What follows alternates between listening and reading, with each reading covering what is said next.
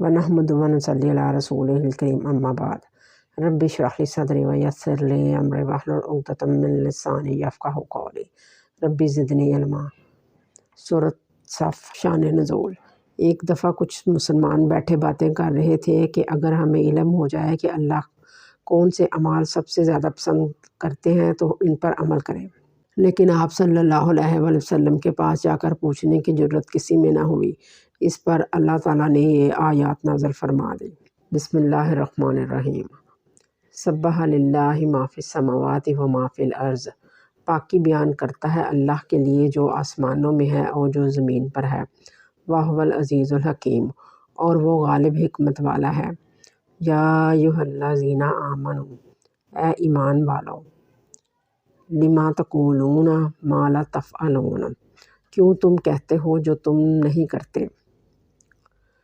اے ایمان والوں کا خطاب ان مومنین سے ہے جو کہہ رہے تھے کہ ہمیں اللہ کے پسندیدہ ترین اعمال کا علم ہو جائے، لیکن اس بات سے مراد تمام اہل ایمان ہیں۔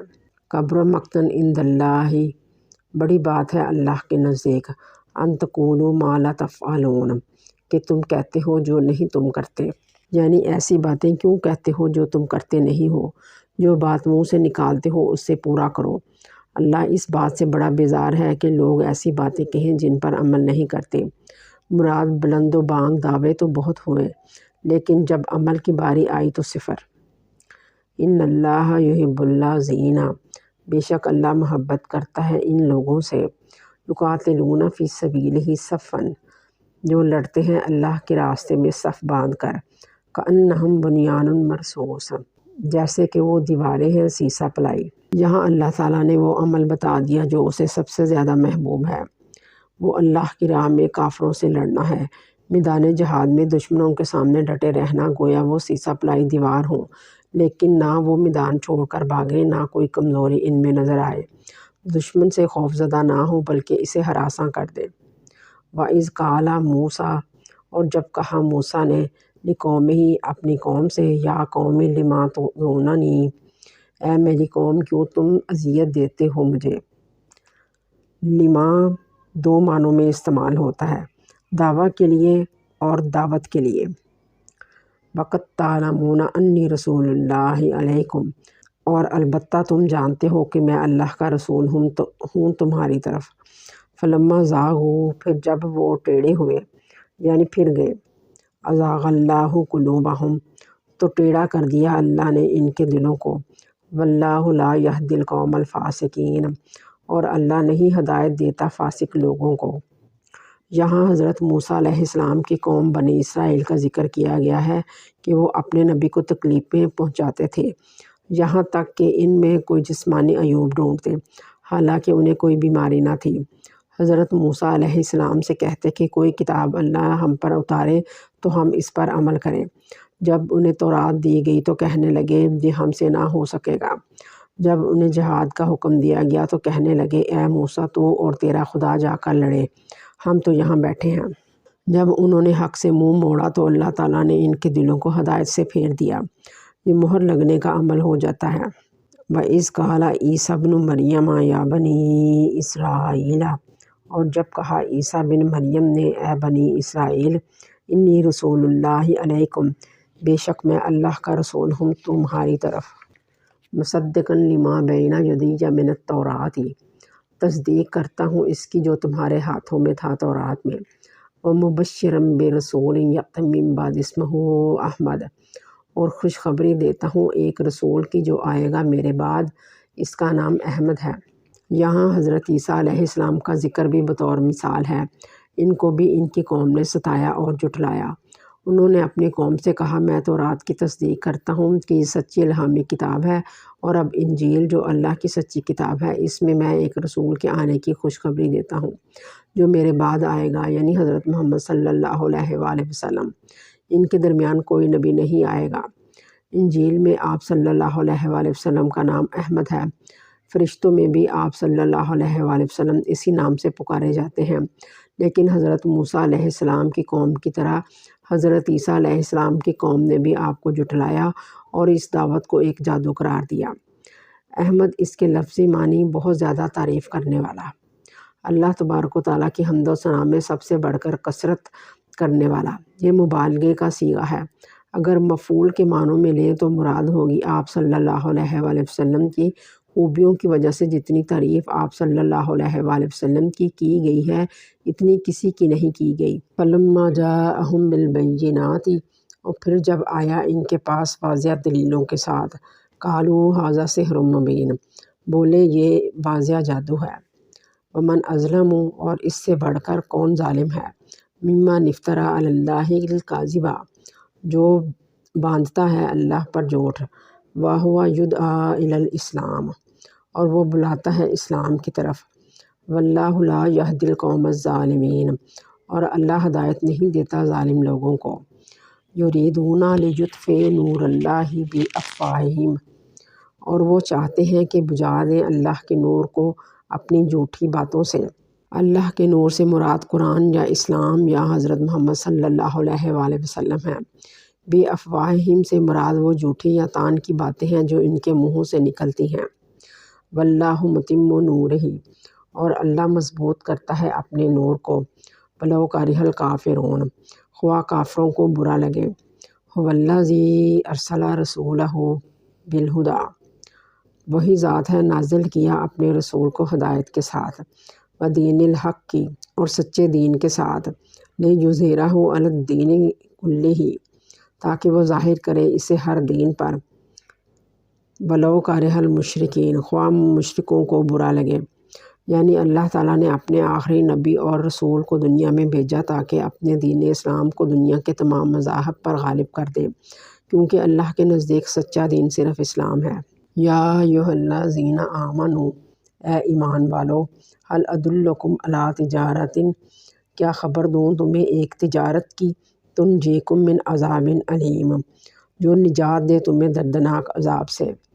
یہاں اللہ تبارک و تعالیٰ نے نہایت خوبصورت استعارہ استعمال کیا ہے، ایمان اور عمل صالح کو تجارت قرار دیا ہے، کیونکہ تجارت میں لین دین ہوتا ہے اور نفع ہوتا ہے۔ سو لین دین تو ایمان اور عمل صالح کے تحت ہو گئے، اور نفع جنت کی صورت میں جو آخرت میں ملے گا۔ سورۃ توبہ آیت 111 میں اللہ سبحانہ تعالیٰ فرماتے ہیں، اللہ نے مومنوں کی جانوں اور مالوں کو جنت کے بدلے خرید لیا۔ تؤمنون باللہ، تم یقین کرو اللہ پر، ورسولہ، اور اس کے رسولوں پر، وتجاہدون فی سبیل اللہ باموالکم وانفسکم، اور جہاد کرو اللہ کے راستے میں اپنے مالوں اور جانوں سے۔ تجاہدون سے مراد تم جہاد کرو۔ جہاد کا معنی اللہ کے راستے میں لڑنا ہے۔ اس کی اقسام ہے، جہاد بالقلم، قلم سے جہاد، یعنی کوئی تحریر لکھ کر لوگوں کو اللہ کے راستے کی طرف بلانا، برائیوں پر تنقید کرنا۔ جہاد بالسیف، تلوار سے جہاد، دشمن اسلام سے جنگ کرنا۔ جہاد باللسان، زبان، گفتگو اور تقریر سے جہاد۔ ذالکم خیر لکم، یہ بہتر ہے تمہارے لیے، ان کنتم تعلمون، اگر تم علم رکھتے ہو۔ یہاں عمل صالح میں بہترین عمل جہاد کا ذکر ہے۔ پچھلی آیت کی وضاحت کی گئی ہے۔ یغفر لکم ذنوبکم، وہ بخش دے گا تمہارے لیے تمہارے گناہوں کو، ویدخلکم جنات تجری من تحتہا الانہار، اور داخل کرے گا تمہیں جنت میں جس کے نیچے نہریں بہتی ہیں، ومساکن طیبات فی جنات عدن، اور ٹھکانہ پاکیزہ ہے جنت عدن میں۔ ذالک الفوز العظیم، یہ ہے بہت بڑی مراد ملنا۔ وأخری تحبونہا، اور ایک دوسری چیز جس سے تم پسند کرتے ہو، نصر من اللہ، اللہ کی مدد ہے، وفتح قریب، اور کامیابی قریب کی۔ وبشر المؤمنین، اور خوشخبری دے دو مومن لوگوں کو۔ انسان بنیادی طور پر مدد اور فتح کو پسند کرتا ہے، اور اگر مدد اللہ کی ہو تو اس کا کوئی ثانی نہیں۔ اس لیے اللہ تعالیٰ نے فرمایا کہ آخرت میں جنت اور دنیا میں فتح و نصرت کی خوشخبری ہے ان کو جو مومن ہیں اور ایمان کے تقاضے پورے کرتے ہیں۔ یا ایھا الذین آمنوا، اے ایمان والو، کونوا انصار اللہ، ہو جاؤ اللہ کے مددگار۔ کما قال عیسیٰ بن مریم، جیسے کہا عیسیٰ بن مریم نے، للحواریین من انصاری الی اللہ، حواریوں کو کون ہے اللہ کا مددگار؟ قال الحواریون، کہا حواریوں نے، نحن انصار اللہ، ہم اللہ کے مددگار ہیں۔ فآمنت طائفۃ من بنی اسرائیل، تو ایمان لایا ایک گروہ بنی اسرائیل میں سے، وکفرت طائفہ، اور انکار کیا ایک گروہ نے، فأیدنا الذین آمنوا، پھر قوت دی ہم نے ایمان والوں کو، علی عدوہم، ان کے دشمنوں پر، فاصبحوا ظاہرین، پھر وہ ہوں گے غالب۔ اس آیت میں اللہ تعالیٰ نے حضرت عیسیٰ علیہ السلام کے پیروکاروں کا ذکر کیا ہے۔ یہ لوگ حواری تھے۔ حواری کا لفظی مطلب دو بھی ہے، اس کے معنی مددگار کے بھی ہیں، یعنی ایسا دوست جو مخلص اور ہر عیب سے پاک ہو۔ ان حواریوں کی تعداد 12 بتائی جاتی ہے۔ ان لوگوں نے حضرت عیسیٰ علیہ السلام کی مدد کرنے کا وعدہ کیا اور ان پر ایمان لائے۔ حضرت عیسیٰ علیہ السلام کا انکار کرنے والے یہودی تھے۔ انہوں نے حضرت مریم علیہ السلام پر بہتان باندھا۔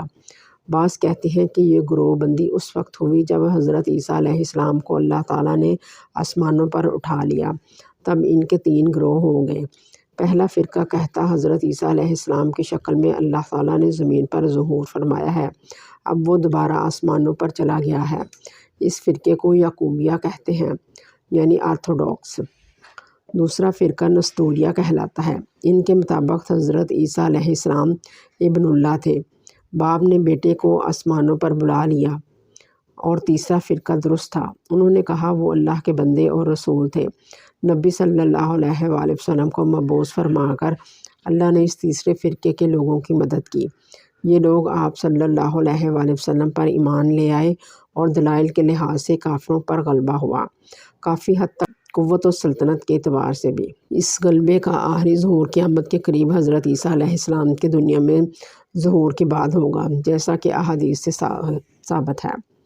آپ صلی اللہ علیہ وآلہ وسلم ایام حج میں فرماتے، کون ہے جو مجھے پناہ دے گا تاکہ میں لوگوں تک اللہ کا پیغام پہنچا سکوں، اس لیے کہ قریش مجھے فریضہ رسالت ادا نہیں کرنے دیتے۔